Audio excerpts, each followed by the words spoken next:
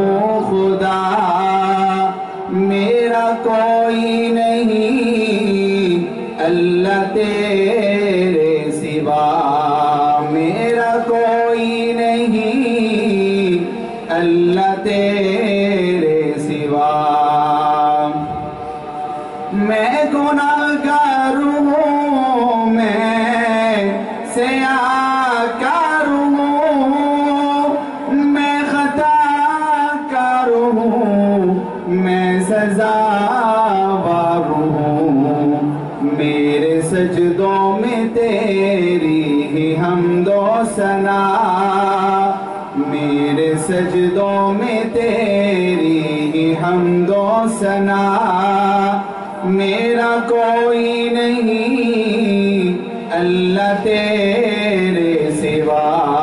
मैं तेरे सामने झुक रहा हूँ खुदा, मेरी तौबा है तौबा मेरे इलाह, मुझ गुनाहगार को तू न देना सजा। मेरी तौबा है तौबा मेरे इलाह, मुझ गुनाहगार को तू न देना सजा। मेरी आहों को सुन ले ऐ हाजत रवा, मेरी आहों को सुन ले ऐ हाजत रवा।